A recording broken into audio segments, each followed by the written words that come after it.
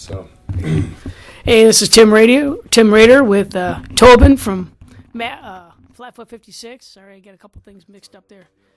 Apparently, I haven't slept enough either today. But anyways, I want to introduce Tobin because he's a really cool guy, and they're a fun band to listen to, and you should check them out completely because they're amazing people and good human beings too. So why don't you tell us a little bit about your road journey here today in the nice sweltering early summertime between Philadelphia and Cleveland? Well, we have an awesome van, but it also has no air conditioning. So we started in Cleveland this morning and drove out to. We started in Philadelphia this morning and drove to Cleveland. Pretty much sweating the entire way. So we just got here a little bit late, and it's. How was the traffic, considering it's a holiday? It wasn't bad. There was a few little spots that kind of got backed up, but nothing crazy. So. Good. Not too bad. I'll take it. So what have you guys been up to since last time you were in Cleveland was about 3 years ago, and last time I saw you guys was snowing and cold. Yeah. I think we played down the street, and now that's Class. I think it was the last show we played in Cleveland, I think. We've been pretty much writing. We've been doing a lot of writing. We went to Europe last fall and did a tour there. That was really good, but it's been a few years since we put out a record, so we figured we'd focus more on putting a record out. Yeah. And so we just came to we're on a 10-day tour right now where we went out to Canada and did 3 shows up there, and then down the East Coast, and then we're heading home. So we have tonight, tomorrow, and then we have a show on Sunday night in Iowa, and then I have a show the next day with my other band. So I was going to just ask you about 610. So how is the reception with 6'10"? And has it been crossover between the two bands as far as fan base? And yeah. It's being a member of Flatfoot has really helped the whole experience for 610. And come on in. And so that's been really a great crossover element as well. But 610 is a totally different animal. You're not playing punk rock. You're playing kind of folk Americana. So it's very. It's a little less. It's a little different output. Our volume levels and singing is a little different. So, what got you into doing the Americana thing and kind of, soloing basically? Well, the big thing for me was to kind of be able to explore different genres. Like punk is awesome. I love doing it, but it's also very limiting on what you can talk about stylistically. You have to be creative in a specific way. And stepping out of that creativity into new, different styles is not necessarily always welcomed. So the big thing for me was just to be able to step out and kind of return to a lot of the roots of stuff that I had started on. I grew up in a house that we played bluegrass all the time, and a lot of folk music was being played around. So that was kind of just second nature to me. So one of my favorite songs by you guys is "Toil." Yeah. For a couple of reasons. One, I work in a factory gotcha. on a regular basis, 12 hours a day, 6 days a week. Sure. So I really, that song really speaks to me. Oh yeah, live bell to bell and that kind of thing. But the other thing is I'm a Pittsburgh fan, so gotcha. There you go. You guys throw that Pittsburgh line in there. Sure, it's pretty man. badass. All the hardworking people working there, man. But so what gave you the idea for Toil and some of the songs on that record? Because that was not out yet last time I talked to you. Okay. When it was, that was just, I think you guys were just getting ready to release that, or it was right around that time. It came right out that next summer, I think. Yeah. We let's see here. I know, it's a while ago. Yeah, it came out in 2012, so the summer of 2012 is when it released. And there was just a lot of different. There's a lot of different things that came out of that. We grew up in the south side of Chicago, which we talk about a lot in our lyrics and stuff. But Toil was kind of just an effort to document some of the things that I was teaching. I'm a high school history teacher when I'm at home, and so we were teaching a lot about workers' rights and that kind of stuff and the history of the working class in America, and kind of growing up on the south side with a lot of our friends working at the Nabisco factory or working at the corn products plant or different Ford plant over there. Just different stuff like that. You have a tendency to really you see them daily, just trying to struggle to survive, and the one desire is to retire, and then to have it just ripped from you right before you're able to retire, is rough. It just happened. The Nabisco factory just got shut down in Chicago. 600 people out of jobs, and the lady just said, I'm moving it to Mexico. It's cheaper, So it's kind of like people work there their whole lives, and just trying to get there and then just move it. It's rough, So your stuff is very story oriented, almost a lot like country music tends to be. It's more about the story, the backstory to the song, and like you were mentioning, like with 6'10", you're trying to branch out a little bit. So, like, what were you listening to younger that got you into that style or that thinking process for your songwriting to be more story oriented versus just flat out, party rock or party punk, that kind of thing? This might sound weird. You might have never heard this before, but when I was a kid, I used to listen to old time radio shows. No music involved, just stories. Like Adventures in Odyssey. Adventures in Odyssey was one of them, but like I'm talking like way old stuff. Like Adventures in Odyssey, I was an avid fan of those, but also just things like The Shadow and things like talking 1920s, 30s, and 40s type of stuff, and the early days of radio and stuff. So the story element of I always preferred to hear things rather than necessarily always see them. I always loved hearing a story and imagining what it could be. So I think with 6'10" and that stuff, it turned into very much a kind of a use of those other modes. You know what I mean? Those different things that I kind of grew up on. But also my folks, they used to play bluegrass and stuff, and a lot of story elements in those. So, and I just like, Johnny Cash did a lot of those, and Hank Williams and different things like that. The old country, the good stuff, not the crap that they played in. not the nonsense that's on the radio. Shake your sugar, whatever. It's crap. I love Johnny Cash. A lot of the new stuff is just crap with a twang. That's all it is. Yeah. So what else? I just feel like we haven't seen you in so long. There's like the big gap of not knowing what's been happening. Sure. And I love seeing you guys because you're a lot of fun. Yeah. I like how you tend to close out your shows with some fun stuff. Yeah. And last time I think I saw you guys, maybe it was the Pirates Cove or something like that. Uh-huh. And with my buddy, and I think you closed out with either I'll Fly Away or Amazing Grace. And I'm trying to get my band to play I'll Fly Away, and I have no idea what key you're playing that in. So. So if you could tell me that later and show me how you play it, that'd be super awesome. Man. It's not a problem. Bagpipes are extremely limited instruments, so you have to play everything within a certain range and stuff like that. So, it's we just been in like kind of like living life. We kind of slowed down a little bit because we kind of hit a wall, and so there was just a lot of things happening at home, a lot of different guys just kind of getting burnt out and things like that. So we kind of slowed things down. My brother Justin, with our original drummer, he decided he was going to go back to school, and then he moved to Indianapolis. So we're going tomorrow, and so he. That not having a drummer, and kind of, allowing him to go and be with his wife, and they have a little baby now, and so they're starting their family. So it's just a lot of different things to kind of go through, and I think the big thing with us is we were, playing a lot, to get out of debt, so that we weren't, having to go home and work jobs where we were paying band debt off, you know what I mean, and so. That always gets a little rough when you're paying two debts down, your personal and then your band stuff. So.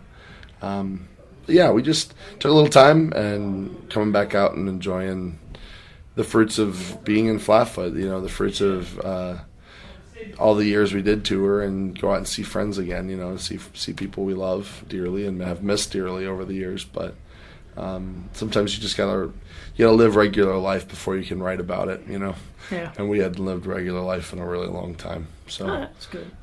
So I taught a lot, teach high school history in Chicago public schools, so that's an adventure. I bet. Yeah. I mean, how is that? I mean, my wife teaches at a Lutheran school. Okay. Yeah. And here in Cleveland, and that's even with 20-some kids, the problems that you see from their families because they're under, they're not in poverty, but they're pretty darn close. Yeah.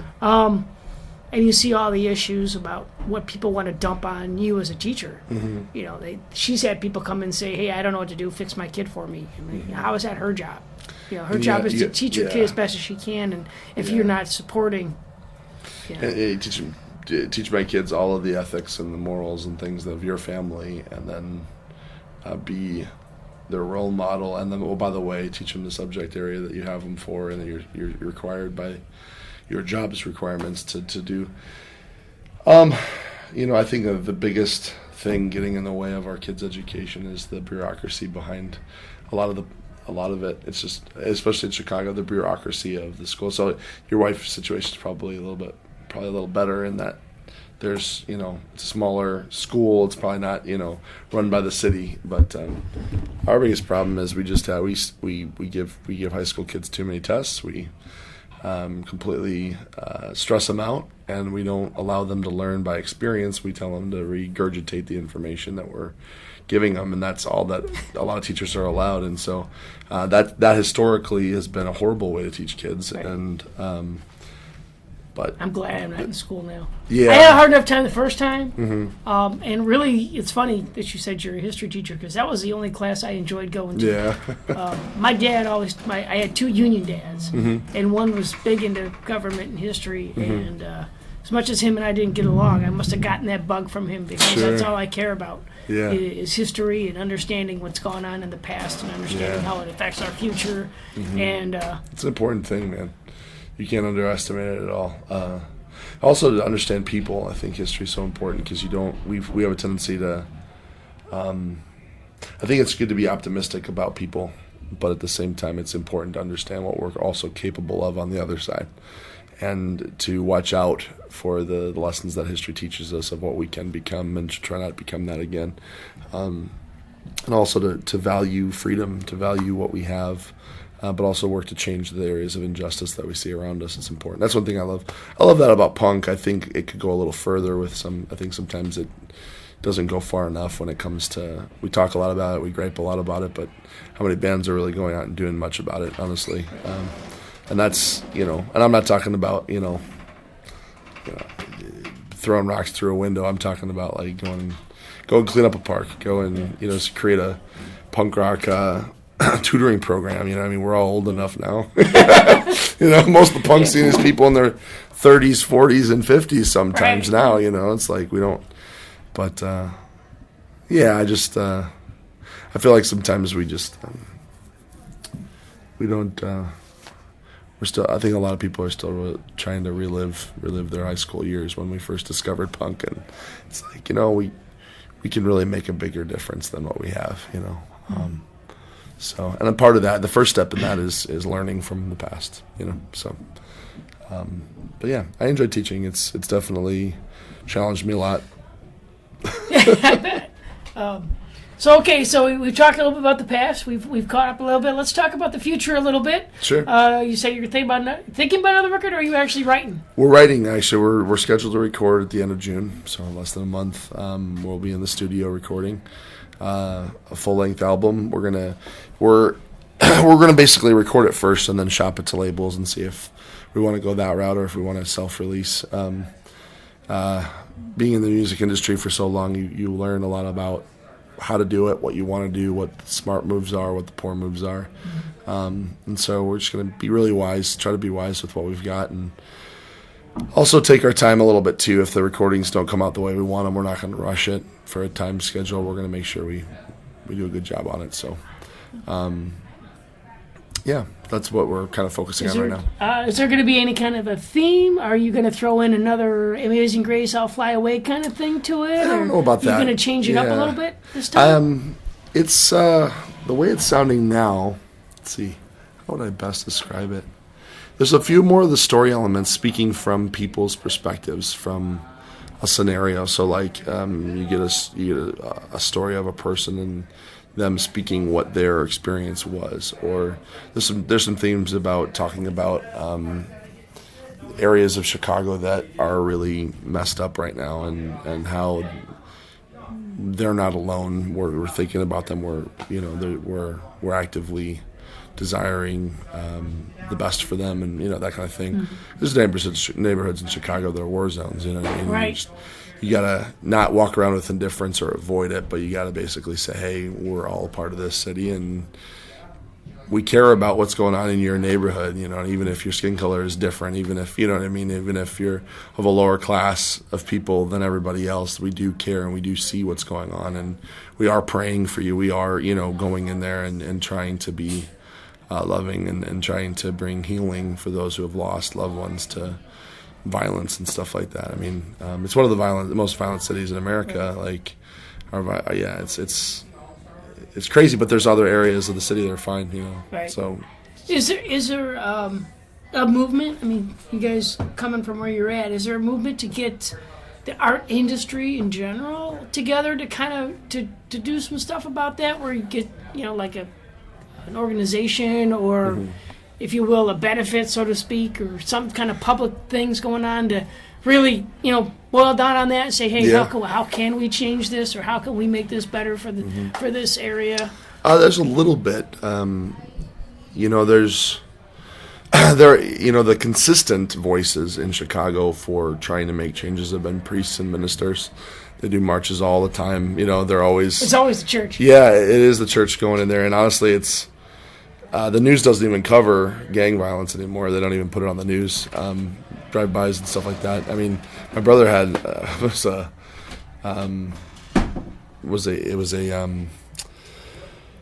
lineup of, I think, 10 people in a home. They just went in and just put them all on their knees and shot them all in the back of the head. 10 of them, old, young. It was just everybody, and they don't even report it anymore because it's just kind of like the normal part of everything.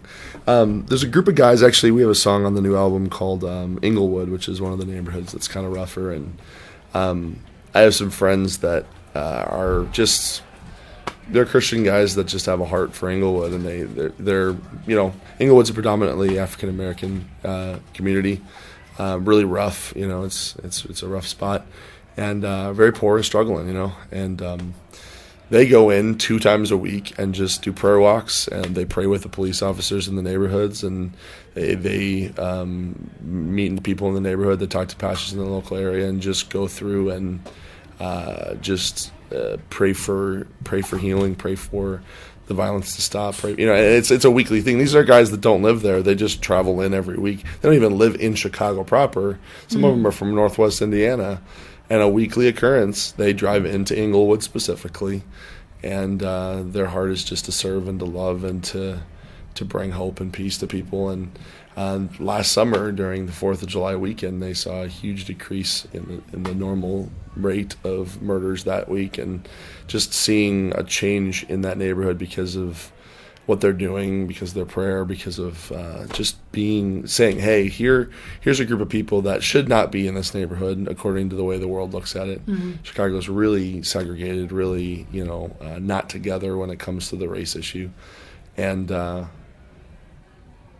these guys are, they do well. They make, they have regular jobs and stuff, but they just have a heart for that area, and they just go in and just try to serve, So that was kind of inspiring to me, no name guys. Most people wouldn't know who they are, but we get together regularly and pray and just kind of like try to minister to the neighborhood, through the pastors that are already there, But that kind of goes back to, like you were saying about we were talking earlier about your songs and the storytelling that you tend to do in your music. I remember, I think the last time we talked, I asked you about a couple of the songs specifically because they really touch me. Shiny Eyes, I love. Yeah. And there was what's the other one about courage? I think was the other one. That was a lot of people love that song. That's a great song. It's an inspiring song. It's cool. And I think that's what makes your stuff special. Yeah. It's a little bit different. I mean, you have the same, the Irish punk thing going. Yeah. But I think you're in the background there is some inspiration, some stories, folksy kind of thing that. If you're not paying attention to, you'll miss it. Yeah. But if you hear it and you take it in, you get a good glimpse of life. Yeah. And I really appreciate that. Yeah. I think a lot of your fans do. A lot of the listeners who really listen get that. I mean, like I said, you guys That's are awesome. fun to watch. You're a blast to watch, but there's such a good side to what you're doing with the music. Thank you very much, man. That's awesome. The new stuff, actually, there's one song in particular that it's called "The Cripple," and it basically comes from it basically is a song written from the mindset of the man that was healed by Jesus as a cripple, and basically just talks about how his family saw him as a burden, how he was constantly told that he was worth nothing, and basically what a lot of people feel through their whole lives because of the things, the curses that people have told them over, things like that, and just kind of the things that they've been told their whole life that they've bought hook, line, and sinker, and the whole song is just, the end of it ends off with rise up and follow me. There is peace for the lonely, and it's just very like, being in the punk scene, being a Christian is probably the last thing that you should see in the punk scene. I'll be the first to tell you. A lot of people are like, "Why are you playing punk? Punk isn't about Christianity." And I'm not one of these people that's going to sit there and say, "Well, it really is." The reality of it is that it's counter everything. Following Christ is completely counter everything. Counterintuitive, counterculture. It goes counter everything. Right. If you're doing it right. I'm not talking about legal, like political Christianity, or I'm not talking about religion. I'm talking about being a follower of Christ is going to put you in a position as a person that is going to challenge the very marrow of who you are. And that, most of the punk is about kicking and screaming, about defending who you are. Mm-hmm. Jesus calls me to lay that down. So how do I reconcile that? Well, because his way is worth it and has brought me so much life. And I'm not here to jam that down anybody's throats, but at the same time, if I'm not speaking about the life that I've experienced and the joy that I've experienced, I'm a liar. And I don't travel around in hot vans for hours on end to walk around and lie to people. You know what I mean? So like that's kind of where I'm at. But at the same time, I also kind of realize that there's just a lot of, like, in the punk scene in general, there's a lot of fakers too, people that are just trying to be tough that aren't, Yeah. And so, like, I mean, and then there's a lot of legit guys, I've met a lot of legit guys too. So you guys gonna go to see the Misfits reunion? We're actually gonna be on tour during Riot Fest. Yeah, we want to see a lot of the bands that are on that. I was gonna say, because I need a place to stay. Oh, well, I totally would help you out, but I just. No, we're going to be on California. I gotta admit. Yeah. Well, I saw Danzig play a few years ago at Riot Fest, and that was good. He was with Doyle. So to see him and Jerry Only get back together, which is a big deal. And Doyle. Yeah, all Doyle, three of them. Yeah. It's going to be pretty interesting. I don't know who's drumming for him, but we'll see what that looks like. But as long as they play the songs at the right speed. That's one thing I've always struggled with when it comes to some of the Misfits reunion type stuff. It's always like 3 times the speed of what the song is originally in. It's always come on, like, you know what I mean? Like, take a breath. Yeah, no, it's not that. It's just like, I want to, it's just not the same song. They took a 3-minute song, turned it 1.5 minutes. Yeah. Which I guess, do what you want. It's your music, it's all good. So another quick fun thing is, how's it feel to know that your Shy Sox are only a half game up on us Indians now? So I know you're Shy. We talked about that once before. You're a White Sox We're also fan. Well, except for our bagpiper, he's a Cubs fan. We're praying for his soul. It's actually crazy considering that both the Sox and the Cubs are number 1 in their division right now. For now, we'll see if Cleveland kicks it up, but. All I gotta say is, if it's us or Cleveland, just do me a favor and beat the Cubs. Like, it's one of those things. You know what I mean? It's like, even though our city will literally burn if the White Sox rob the Cubs of the World Series. It would just be the worst.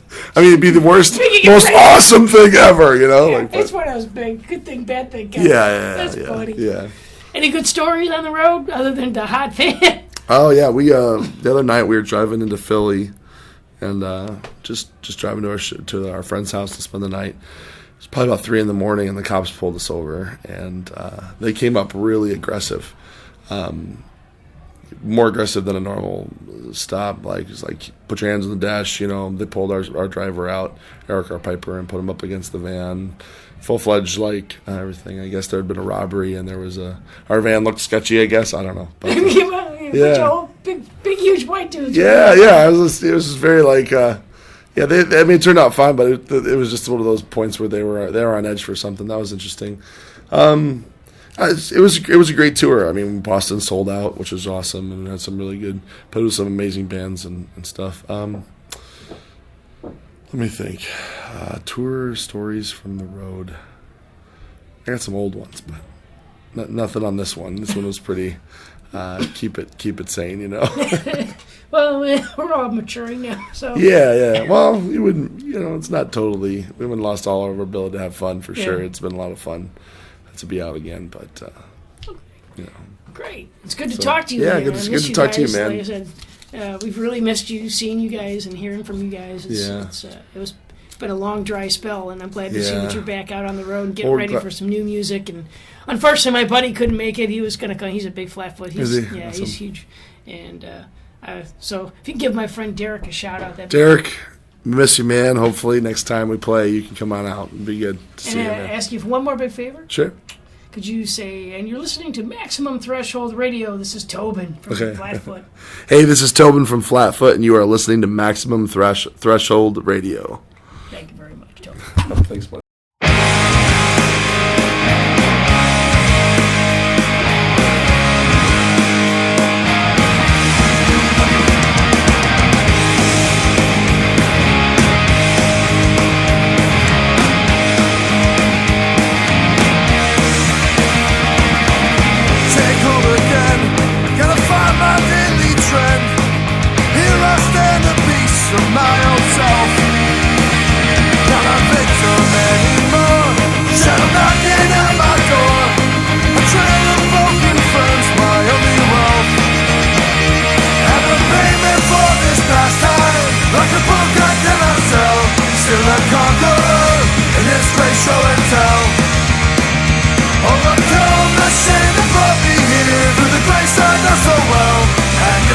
As we burn this gate to hell.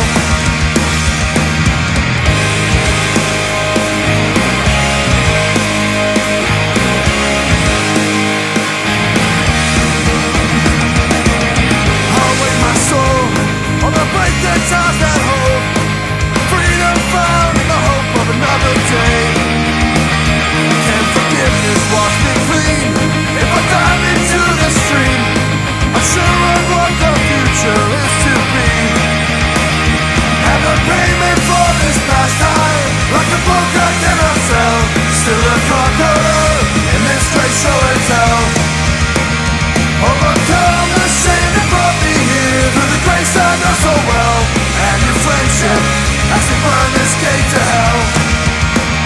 As we burn this gate to hell. As we burn this. Come on, burn this. Come on.